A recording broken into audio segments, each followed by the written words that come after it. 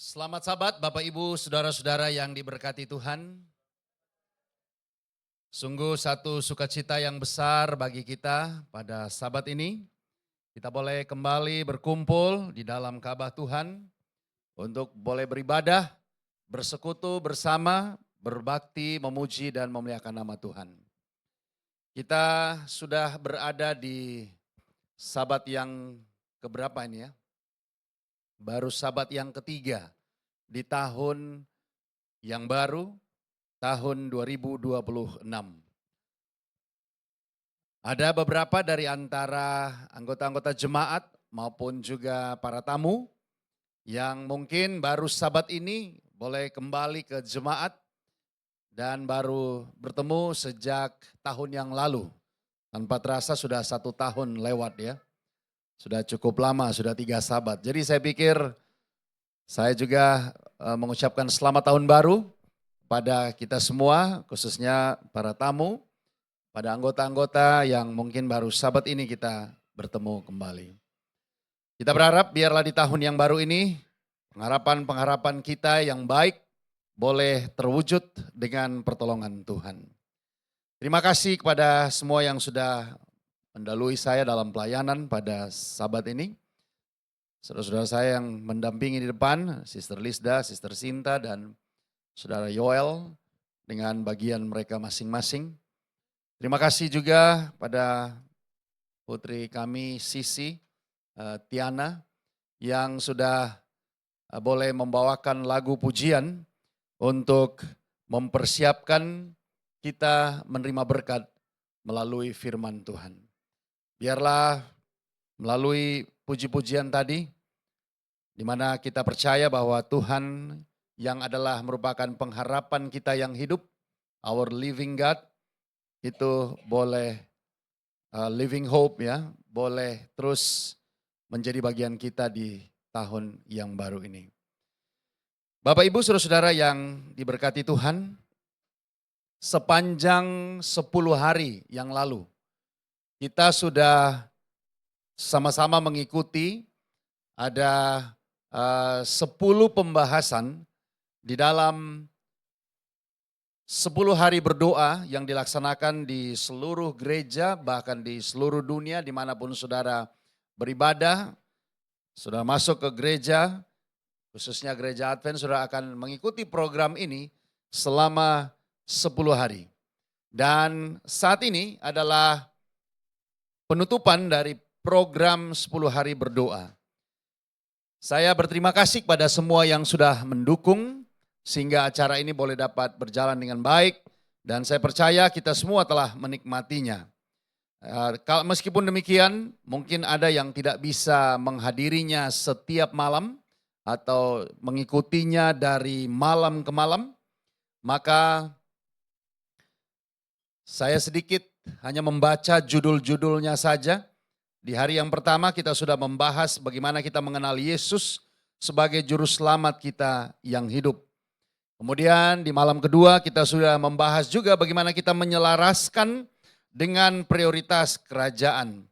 Dan kemudian hari ketiga kita telah bahas bersama tentang bertemu Yesus saat dia mengejutkan kita. Dan Sabat yang lalu Pak Ketua Agus sudah membahas juga datang bersama dengan rendah hati dalam pikiran Kristus. Di hari kelima kita juga sudah membahas tentang bertobatlah dan dipenuhi dengan Roh Kudus. Kemudian hari yang ke-6 kita sudah mengikuti pembahasan dan berdoa bersama, pembahasan yang berjudul berani berdiri bagi Kristus dan mengikuti Dia sepenuhnya. Dan di hari yang ke-7 kita sudah membahas bagaimana memuridkan anak-anak dan semua generasi untuk bersaksi bagi Yesus. Dan di 3 pembahasan terakhir kita sudah membahas bagaimana mengasihi keluarga seiman seperti yang Yesus lakukan dan juga memberi perhatian dan peduli kepada yang terlupakan. Dan tadi malam kita sudah mengikuti pembahasan tentang mempraktekkan kemurahan hati dengan luar biasa.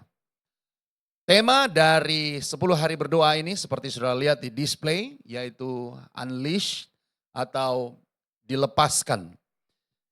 beban kehidupan kita, hal-hal yang mengganjal, yang mengganggu perjalanan kita lepaskan semuanya dan kita boleh melangkah dengan satu kepastian di tahun yang baru ini. Saya senang oleh karena sahabat ini ada juga tamu-tamu kita yang hadir beribadah bersama. Ada yang dari Cililitan atau dari Batam ya. Dari Cililitan ya. Ada juga yang dari Menteng, ada juga dari MT Haryono atau dari jemaat-jemaat yang lain. Bahkan keluarga sahabat kita yang selalu hadir bersama dengan kita, Bung Raniel, ya, Sis Michelle dan keluarga. Terima kasih sudah boleh hadir beribadah bersama di tempat ini. Biarlah kita boleh dapat menerima berkat melalui pembahasan firman Tuhan yang kita akan ikuti. Dan ini telah disiapkan oleh tim dan saya hanya menyampaikan sebagai bagian daripada 10 hari berdoa. Baik saudara, mari kita ikuti untuk beberapa menit ke depan ini. Semoga nanti di jam 1 sudah boleh selesai.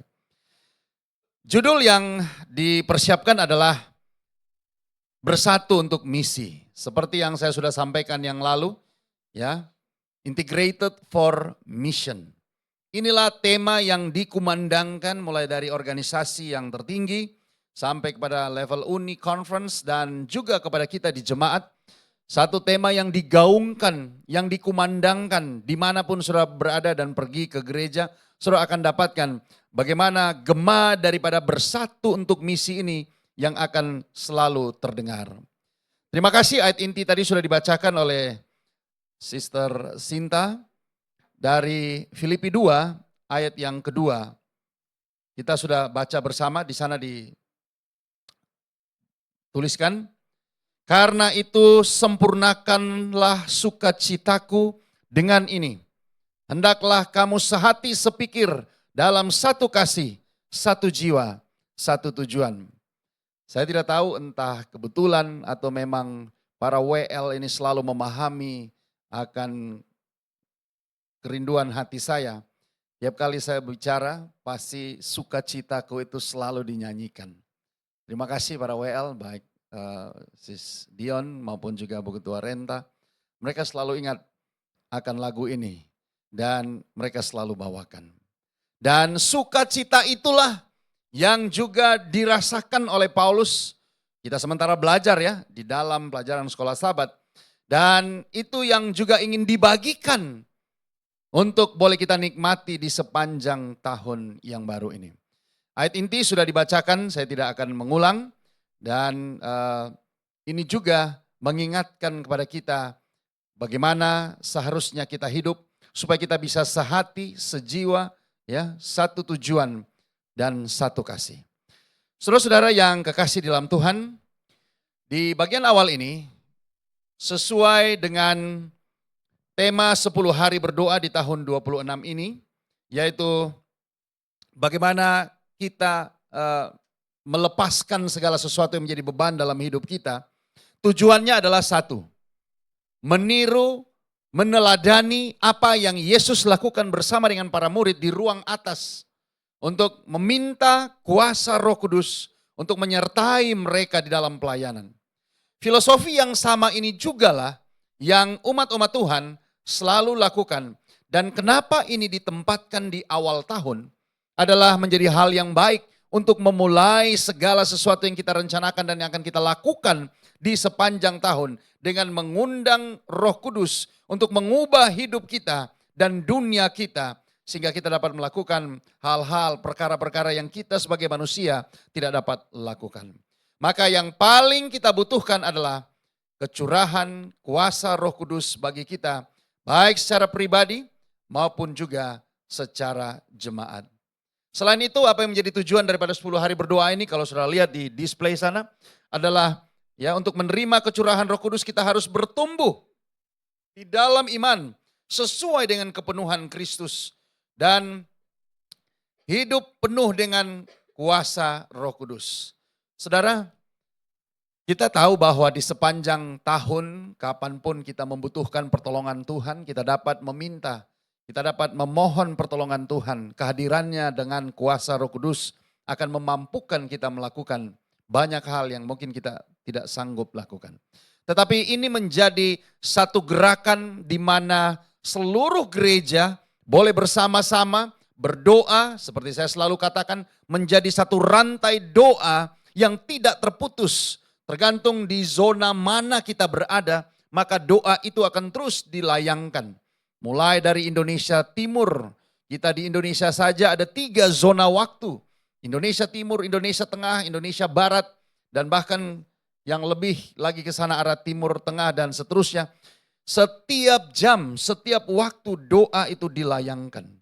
Dan ini bukan hanya sekedar untuk memohon kecurahan Roh Kudus, tetapi agar umat-umat Tuhan yang melakukannya boleh bertumbuh, boleh mendapatkan berkat rohani, bertumbuh di dalam Kristus sehingga kita semakin dikasihi oleh Allah dan sesama manusia, sehingga kita bersatu bagi misi penyelamatan ini. Nah, Bapak Ibu Saudara-saudara yang diberkati Tuhan, di dalam melanjutkan rencana strategi yang lalu saya sudah khotbahkan di sahabat pertama, saya hanya meng-highlight saja bahwa inilah yang menjadi program dari organisasi, yaitu CIUM, seperti uni kita ya, CIUM atau Central Indonesia Union Mission. Tapi abreviasi itu atau singkatan itu juga pas sekali, ya, communion with Christ, with God, identity in Christ, kemudian unity with the Holy Spirit, dan yang terakhir adalah mission, ya, for all atau unity for mission, ya, bersatu untuk misi. Nah, dari 4 ini, ya. Persekutuan dengan Tuhan, bagaimana di sana menekankan bahwa secara pribadi kita membutuhkan untuk senantiasa bersekutu dengan Tuhan. Dalam apa? Doa pribadi, mempelajari firman secara rutin setiap hari, setiap waktu yang saudara bisa. Kemudian memiliki identitas Kristus juga adalah satu hal yang penting. Dan ini menegaskan identitas orang percaya sebagai anak-anak Tuhan. Agar kita boleh berakar di dalam Kristus dan teguh di dalam iman kita. Dan tentu dengan pertolongan kuasa Roh Kudus. Maka inilah yang akan menyanggupkan kita. Kita disatukan sebagai anak-anak Tuhan dalam tubuh Kristus sebagai gereja. Yang bisa diberdayakan oleh kuasa Roh Kudus. Maka dengan inilah misi yang diberikan kepada pribadi-pribadi, kepada jemaat, kepada keluarga akan dapat kita laksanakan. Disinilah keterlibatan Bapak, Ibu, Saudara-saudara dan kita semua di dalam memberitakan Injil ini secara pribadi dan secara publik. Nah, hal lain yang kita bisa lihat adalah bagaimana kita bersiap bagi kedatangan Yesus Kristus yang sudah tidak lama lagi. Inilah misi kita sebagai anak-anak Tuhan. Kita harus bersatu di dalam misi untuk menyelamatkan, menjadi agen-agen keselamatan. Kita harus memiliki hubungan yang dekat dan intim dengan Allah. Ya, hubungan yang bukan hanya sewaktu-waktu saat kita butuh, tetapi hubungan yang konstan, yang dipupuk setiap saat melalui doa, melalui mempelajari Alkitab dan firman Tuhan. Dan inilah yang akan menguatkan kita di dalam perjalanan misi dan pelayanan kita. Dan apa yang juga menjadi tujuan adalah bila mana hal ini terjadi dalam hidup kita. Kita harus memiliki identitas yang kuat dan khas sebagai umat-umat Tuhan. Ya, ini yang kita perlu lakukan. Nah, pertanyaan buat kita, bagaimana untuk menjalankan misi ini? Kenapa kita membutuhkan kuasa Roh Kudus? Kita tahu bahwa secara manusia kita lemah, kita punya keterbatasan, penuh kekurangan. Hanya dengan kekuatan ilahi, dengan pertolongan Tuhan saja, dengan kehadiran Roh Kudus, itulah yang akan menyanggupkan kita, yang akan dapat memberdayakan kita, yang empower kita untuk menjalankan misi dan Injil ini. Satu kutipan dari Kisah Para Rasul halaman 52, alinea yang kedua, di sana disebutkan bahwa kuasa yang membaharui itu, yang tidak dapat dilihat mata manusia, melahirkan satu hati baru di dalam jiwa, yaitu menciptakan satu makhluk baru di dalam gambaran peta Allah. Ketika pekerjaan Roh Kudus itu berjalan dengan diam-diam dan tidak kelihatan, hasil kerjanya jelas benar tampak. Jika hati sudah diperbarui oleh Roh Allah, maka kehidupan pun akan menjadi kesaksian dalam kenyataannya. Jadi saudara lihat, seperti itulah pekerjaan Roh Kudus. Mungkin tidak kelihatan, tidak kasat mata, tetapi saudara dapat merasakan dampaknya, pengaruhnya, baik bagi saudara secara pribadi maupun juga bagi orang lain. Nah, itulah sebabnya ya, melalui penerimaan akan Roh Kudus ini, kita akan dimampukan untuk bersatu dalam kita menjalankan misi penyelamatan jiwa-jiwa. Nah saudara, bagaimana supaya kita bisa dipenuhi oleh Roh Kudus? Dan bagaimana supaya kita boleh berkenan kepada Tuhan? Di dalam bagian daripada firman Tuhan, dikatakan bahwa seorang yang berkenan dengan Allah adalah seorang yang memiliki hubungan yang dekat dan intim dengan Tuhan. Dan memiliki hidup dengan kasih yang mula-mula. Mengasihi Tuhan dengan segenap hati, segenap jiwa, dan segenap akal budi. Mungkin untuk membayangkan ini agak susah bagi kita. Tapi kalau saya bantu kita untuk membayangkan setiap anak pasti mengasihi orang tuanya. Biasanya begitu. Walaupun ada saat-saat di mana anak-anak itu mungkin merasa kesal dengan orang tua, tetapi mereka sangat mengasihi orang tua. Apalagi seorang ibu sudah pasti akan mengasihi anak-anak yang lahir dari rahimnya. Bagi kita bapak-bapak, kaum pria yang sudah berumah tangga, ya, untuk bisa menggambarkan bagaimana hubungan yang baik atau hubungan antara bagaimana kita dekat dengan Tuhan. Saudara boleh rasakan bagaimana hubungan saudara, kasih, perhatian saudara terhadap pasangan saudara. Bagi kita yang sudah berumah tangga, ini adalah sesuatu hal yang akan selalu nampak dalam hidup kita. Dan selalu menghiasi kehidupan kita, kasih antara pasangan di dalam rumah tangga. Mungkin kalau saudara susah untuk membayangkan bagaimana kita mengasihi Tuhan, lihat dari kasih yang kita sebagai sesama manusia tunjukkan dan rasakan. Seperti itulah kasih yang kita boleh nikmati dengan Tuhan. Nah saudara-saudara, bagian yang selanjutnya yang kita mungkin boleh renungkan, ada beberapa pertanyaan yang saya boleh tanyakan kepada kita. Bagaimana dengan kasih yang mula-mula, kasih yang saudara miliki itu? Apakah masih ada dalam hidup keagamaan kita saat ini? Saudara ingat waktu pertama kali saudara menerima Kristus di dalam baptisan? Bagaimana semangat yang saudara miliki? Dibandingkan dengan saat ini, pada waktu perjalanan iman saudara sudah berlalu bertahun-tahun, apakah saudara masih memiliki semangat yang sama? Ya, masih memiliki kasih yang mula-mula yang saudara pernah miliki itu? Ini menjadi pertanyaan untuk saudara boleh renungkan. Kemudian apakah kita masih bergairah, bersemangat dengan Tuhan?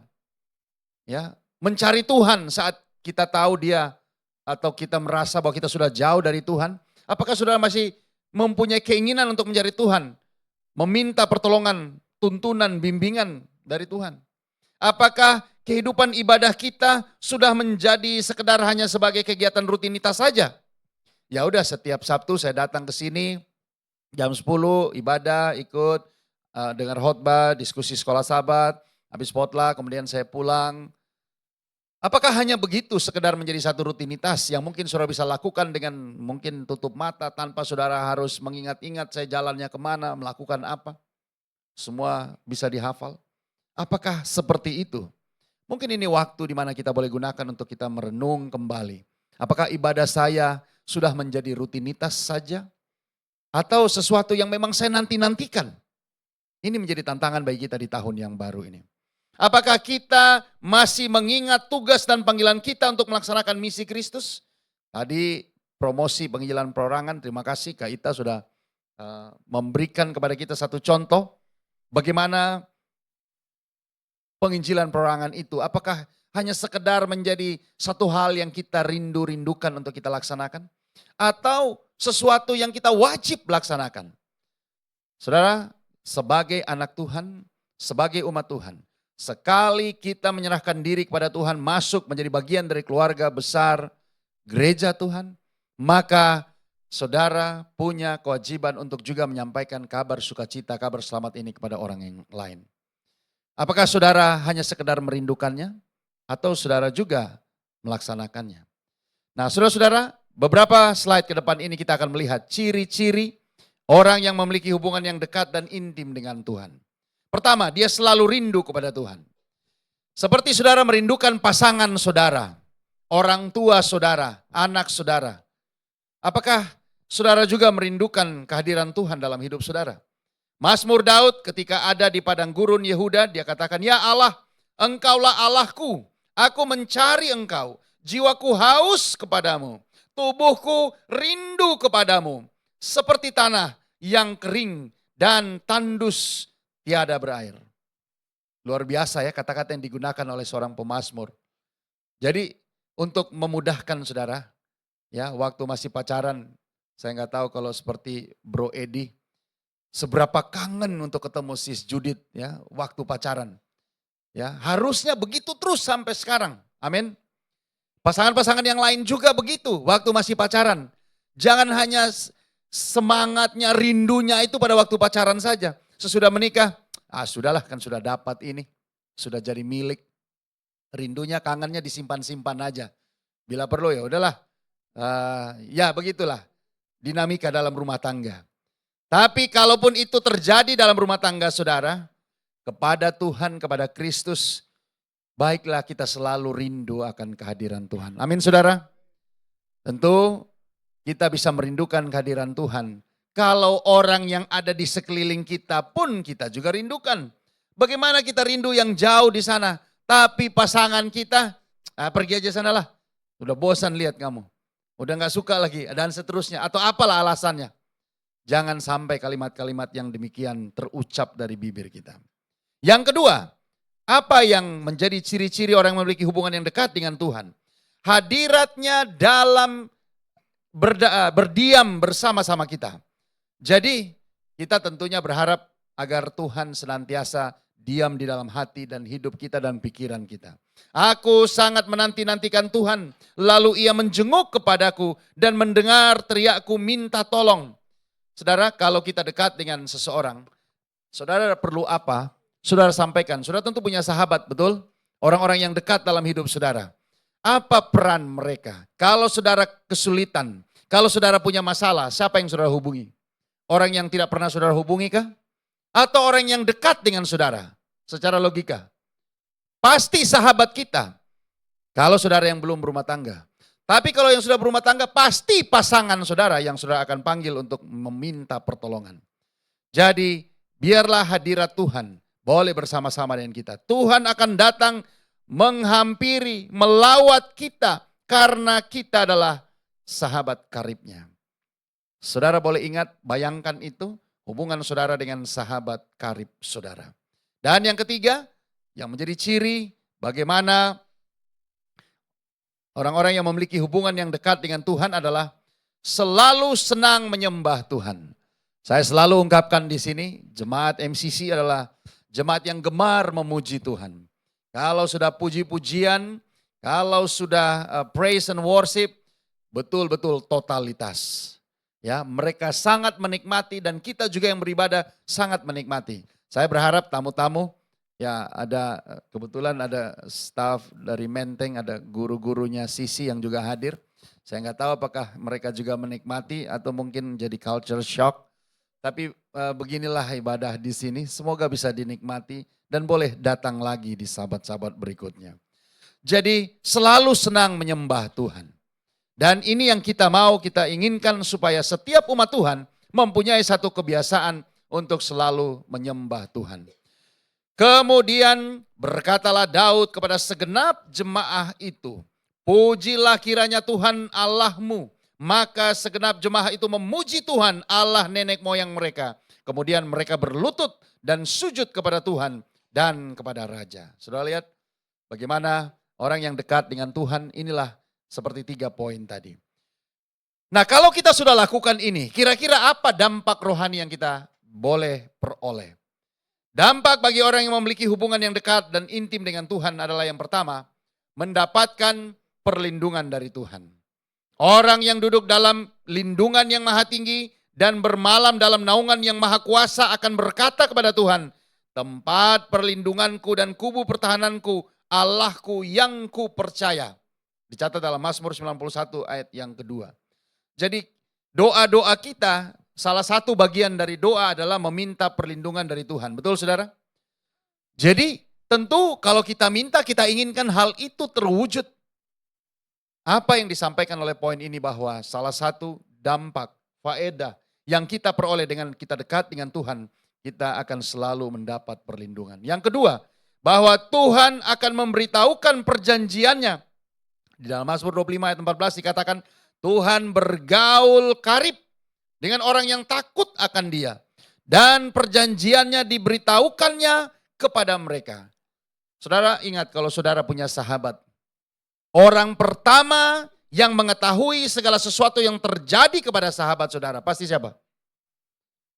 Harusnya saudara sebagai sahabat. Dan bisa jadi masalah kalau ada orang lain yang tahu duluan.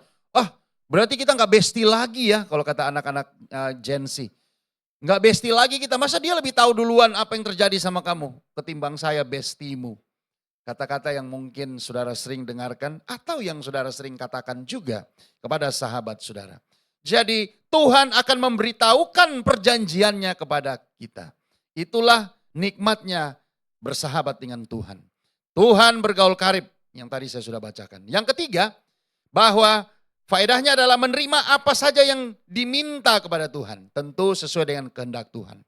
Menerima apa yang kita minta dari Tuhan. Jikalau kamu tinggal di dalam aku dan firmanku tinggal di dalam kamu, mintalah apa saja yang kamu kehendaki dan kamu akan menerimanya. Saudara, tentu tidak ada satu situasi yang lebih menyenangkan dibanding daripada situasi ini, di mana kalau kita meminta sesuatu dan permintaan itu dipenuhi. Ya, anak-anak mungkin kadang-kadang pengen jajan sesuatu, minta kepada orang tua. Bagaimana rasanya saat dipenuhi? Ya, Jacqueline, Matea, waktu minta mau jajan dan dikasih jajan, senang sekali rasanya. Ya, ya mana Van Anti? Van Anti di depan. Minta dan diberikan rasanya senang sekali. Begitu juga permintaan kita kepada Tuhan. Sesuatu yang kita minta dan saat dikabulkan, itu menjadi sesuatu yang membahagiakan. Dan yang keempat, faedah, manfaat yang kita bisa peroleh adalah pasti akan ikut masuk surga. Di dalam Kejadian 5 ayat 24, dan Henok hidup bergaul dengan Allah, lalu ia tidak ada lagi, sebab ia telah diangkat oleh Allah. Saudara, ini salah satu contoh yang sangat jelas. Walaupun mungkin tidak banyak, ya hanya satu ini contohnya. Ada yang juga melewati kematian yang diangkat langsung ke sorga seperti Musa. Ada yang mungkin dalam pekerjaannya seperti siapa? Elia dengan kereta berapi yang bernyala-nyala diangkat ke sorga.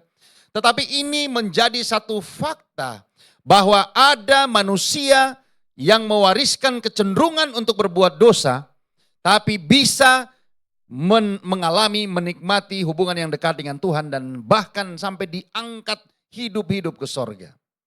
Dan ini adalah bukan isapan jempol, bukan hanya sekedar iklan dan promo, tetapi ini adalah fakta dari firman Tuhan. Hal berikutnya yang kita juga boleh bahas di dalam bagian ini adalah bagaimana kita memiliki identitas Kristus. Seseorang yang memiliki hubungan yang intim dengan Tuhan akan menjaga dengan baik identitasnya sebagai pengikut Kristus atau sebagai orang Kristen. Apakah saudara bangga menjadi anak-anak Tuhan? Atau saya ingat dulu kalau masih kecil, karena kami di kampung, di NTT sana, tidak banyak anggota gereja. Jadi kalau mau pergi ke gereja di Sabat pagi, ya kadang-kadang kami pakai kendaraan umum. Dan karena dekat, saya pernah coba dengan istri saya, kami naik motor, keluar dari pagar rumah, masuk di pagar gereja 2 menit saudara. Saudara bayangkan berapa jauh itu. Jadi saya gas keluar begini, masuk ke jalan, 2 menit kemudian 120 detik saya sudah masuk di pagar gereja. Jadi kadang-kadang kita hanya jalan kaki ke gereja. Saudara tahu apa yang saya buat sebagai anak remaja lah gitu ya. Kadang-kadang Alkitab ini saya umpetin dalam baju. Jalan begini. Takut orang nanya, mau kemana? Ya, masih belum punya keberanian seperti kata Kak Ita tadi untuk menyaksikan iman kita. Ya, beranikah kita menunjukkan identitas kita sebagai anak Tuhan? Apa yang kira-kira mengganjal kita sehingga saudara tidak berani untuk menunjukkan siapa saudara sebenarnya? Saudara, ingat kata-kata Kristus, kalau engkau malu mengakui aku di depan dunia, maka aku juga akan apa? Malu untuk mengakuimu di hadapan Bapa. Tentu ini bukan situasi yang kita inginkan. Kita mau supaya kita disebut sebagai anak-anak Tuhan. Dan Tuhan akan dengan bangga mengatakan, inilah Yoel, anak saya yang saya kasihi. Aku berkenan kepada dia. Dan seperti setiap orang yang menerima Tuhan melalui baptisan, kalimat itu selalu dikumandangkan. Jadi identitas kita sebagai orang Kristen sangat penting untuk memahami bagaimana kita harus hidup melalui perkataan tindakan kita dalam dunia ini. Jadi tidak hanya dalam pikiran, dalam perkataan, dalam tindakan. Dan tanpa pemahaman yang jelas mengenai identitas kita sebagai pengikut Kristus, kita berisiko terjebak dalam pola hidup yang tidak sesuai dengan panggilan kita dan yang dikehendaki oleh Tuhan bagi kita. Jadi saudara pemegang paspor hijau, bangga ke saudara kalau saudara lewat di emigrasi, atau saudara pengen punya paspor yang warnanya lain. Ya, ada kadang-kadang orang mungkin dengan kesibukan dia, dengan posisi dia, mungkin memiliki paspor yang berwarna lain adalah satu tuntutan bagi pekerjaannya. Tapi seperti para bukan Jackman ya, tapi yang Garuda di dadaku itu ada slogan, ya, ada beberapa ya, ada versi ya. Para pendukung timnas Indonesia dengan bangga mereka katakan, ada apa? Garuda di dadaku. Saudara bangga jadi orang Kristen? Atau ya tergantung situasi lah, kalau pas lagi rame banyak orang Kristen, saya orang Kristen, saya anak Tuhan. Tapi pada waktu situasi tidak kondusif, tunggu dulu lah ya, dan seterusnya. Jadi identitas ini adalah satu hal yang mutlak, memiliki identitas yang jelas. Hal ini bisa terjadi sama seperti yang digambarkan melalui perumpamaan seekor anak elang yang sudah mengidentifikasi dirinya sebagai ayam karena dibesarkan oleh induk ayam. Bisa saja hal demikian terjadi sehingga elang merasa bahwa dia adalah ayam. Walaupun fisik elang berbeda dengan ayam, tetapi dia menganggap dirinya sebagai ayam dan menjalani kehidupan seperti ayam. Tidak menyadari bahwa dia punya potensi yang sebenarnya, punya sayap, bentangan sayap yang lebar, yang bisa berlari dan terbang melayang di udara. Saudara, jangan kita jengkal kemampuan Tuhan. Itu bahasa opung saya. Jangan kita jengkal kemampuan Tuhan. Bisa nggak ya Tuhan tolong saya kalau seperti ini?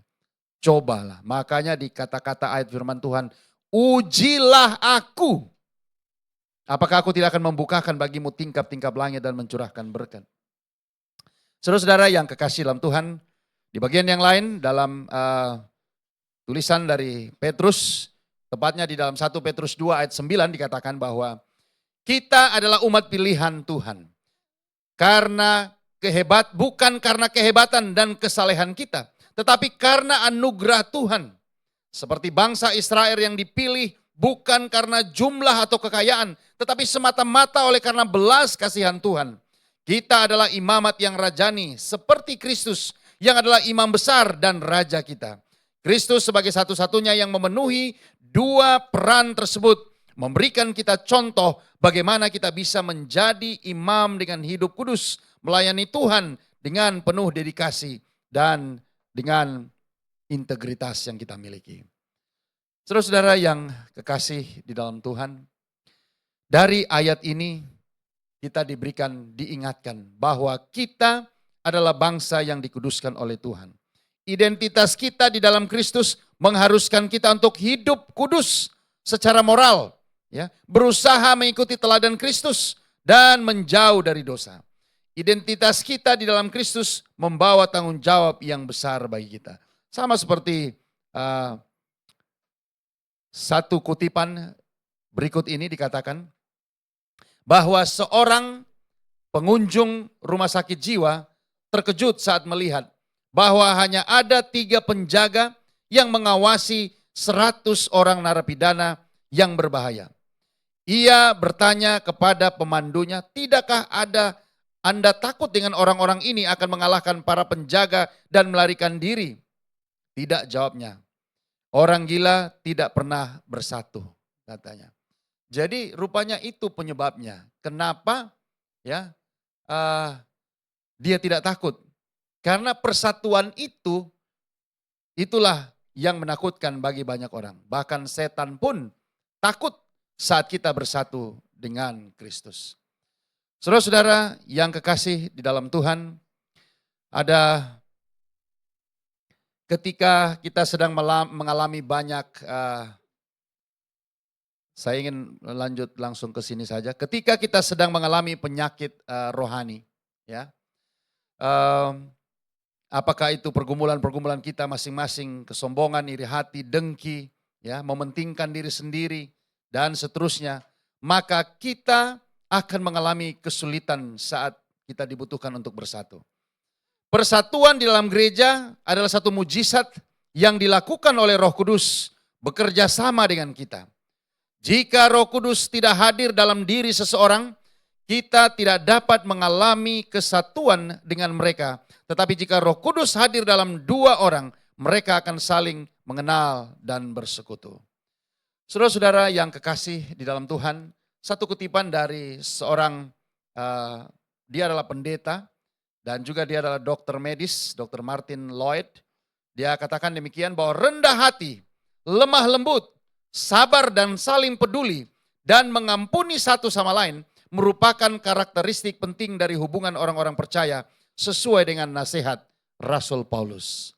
Sesuai dengan nasihat Rasul Paulus, rendah hati, lemah lembut. Tidak heran pena inspirasi roh nubuat menuliskan di dalam kebagian sejati dikatakan demikian. Orang-orang Kristen ditentukan menjadi pembawa terang dalam perjalanan menuju sorga. Terang yang dipantulkan mereka kepada dunia ini adalah terang yang bersinar atas mereka dari Kristus.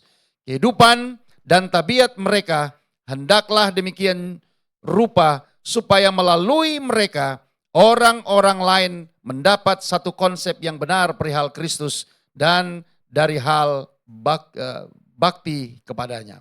Jadi menjadi pembawa terang dalam perjalanan menuju sorga. Dan terang yang bersinar atas mereka adalah terang Kristus. Saudara-saudara yang kekasih dalam Tuhan, pada bagian akhir sebelum saya tutup pembicaraan ini, ada 3 hal sehubungan antara Roh Kudus dan persatuan ini. Yang pertama adalah bagaimana kuasa Roh Kudus akan memampukan kita untuk meruntuhkan hambatan. Roh Kudus mempersatukan orang percaya dari semua latar belakang, budaya, dan pengalaman, mengingatkan kita bahwa kita semua adalah satu di dalam Kristus. Ini dalam Galatia pasal 3 ayat yang ke-28. Kemudian yang kedua, bagaimana persatuan itu dengan pertolongan Roh Kudus akan memupuk cinta dan pengampunan. Kesatuan sejati di dalam Roh Kudus membutuhkan kasih, kesabaran, dan pengampunan. Kualitas yang ditumbuhkan oleh Roh Kudus dalam diri kita. Hanya dengan pertolongan Roh Kuduslah kita disanggupkan untuk bisa hidup seperti apa yang Tuhan kehendaki. Termasuk di dalamnya mengampuni sesama kita dan juga hidup layak di hadapan Tuhan. Dan yang ketiga, bagaimana kuasa Roh Kudus ini berdampak terhadap persatuan, memberdayakan kita untuk misi bersama. Saya selalu katakan dalam pembicaraan saya, saudara ingat filosofi sapu lidi. Saat saudara menyapu dengan hanya 2-3 batang lidi, akan sangat susah untuk membersihkan pekarangan. Tetapi saat 2-3 batang lidi itu digabung menjadi setumpuk sapu lidi, maka akan mudah bagi kita untuk menyapu dan membersihkan pekarangan. Betul saudara? Kalau hanya ketua-ketua ya, atau pemimpin sekolah Sabat, atau hanya orang tertentu saja yang melaksanakan program di sini. Mungkin akan susah bagi kita untuk melaksanakannya. Tapi saat kita semua bersatu padu sesuai dengan perannya masing-masing, maka itulah yang akan membuat misi itu dapat terlaksana. Sesuai dengan misi Gereja Masjid Advent Hari ke-7 yang saya sudah bacakan yang lalu, memanggil semua orang menjadi murid Yesus Kristus, memberitakan Injil kekal, dan inilah yang akan menyiapkan dunia bagi kedatangan Kristus kembali yang sudah tidak lama lagi. Saudara-saudara yang kekasih di dalam Tuhan, di dalam menjalankan kehidupan bersama ini, kita harus menghasilkan, ya, memastikan bahwa setiap orang di antara kita telah memiliki persekutuan dengan Kristus. Kita harus ingat, kita selalu menjaga dengan baik identitas kita, dan Kristus akan memerintah dalam diri kita seterusnya. Dan inilah yang akan menyanggupkan kita saat kita sudah menerima kuasa Roh Kudus, maka apa yang menjadi misi kita boleh dapat terlaksana. Sebagai kutipan yang terakhir dari tulisan Roh Nubuat dalam kebahagiaan sejati dikatakan, anak-anak Allah dipanggil untuk menjadi wakil-wakil Kristus, menunjukkan kebaikan dan kemurahan Tuhan. Sebagaimana Yesus telah menunjukkan kepada kita tabiat Bapa yang sejati, demikian pula lah kita menyatakan Kristus kepada satu dunia yang belum mengenal kasih-Nya yang lembut dan ramah itu. Saudara, mungkin kita berpikir bahwa, aduh, saya tidak punya pengetahuan seperti ketua-ketua, seperti majelis, atau seperti pendeta. Bagaimana saya bisa menyaksikan hal itu? Hal yang sederhana, iman yang saudara miliki, yang saudara tahu, itu sudah cukup untuk saudara bagikan. Jangan pernah saudara menunggu sampai saudara menguasai semuanya baru saudara bagikan sesuatu. Pengalaman hidup saudara cukup untuk saudara bagikan. Pengalaman yang sederhana mengalami peristiwa bersama Tuhan. Itu akan menjadi berkat yang luar biasa bagi orang yang mendengarkan. Saudara-saudara yang kekasih di dalam Tuhan, pada sabat ini mengakhiri 10 hari berdoa, panggilan dan ajakan yang diberikan kepada kita diingatkan bahwa sepanjang tahun ini kita diminta untuk boleh terlibat di dalam setiap bagian pelayanan gereja, bahkan pelayanan yang terkecil sekalipun. Mungkin saya dibatasi dengan kemampuan yang terbatas. Tetapi saat saudara mau untuk digunakan oleh Kristus, kuasa Roh Kudus akan memampukan saudara untuk boleh menjalankan bagian saudara dari misi besar gereja. Misi kita bersama, bersaksi, mengajar, menuntun orang agar boleh percaya dan menerima Yesus sebagai juru selamat pribadi mereka. Slogan yang saya ingin bagikan kepada kita menutup pembicaraan ini. Berdoalah untuk apa yang akan engkau kerjakan, dan kerjakanlah sesuatu yang engkau telah doakan. Biarlah slogan sederhana ini akan terus kita ingat. Berdoa dan bekerja, ora et labora, akan membuat perjalanan iman kita berhasil di sepanjang tahun yang baru ini. Dan apapun yang kita rencanakan, saat kita bawa kepada Tuhan, meminta pertolongan Tuhan, dan Tuhan yang akan berkarya, saya percaya semua itu akan terwujud dengan pertolongan Tuhan. Dan Tuhan akan memberkati, memberikan jawaban atas setiap doa-doa yang kita panjatkan bukan hanya 10 hari yang lalu, sabat ini dan bahkan seterusnya sepanjang tahun ini adalah merupakan doa dan harapan saya. Amin.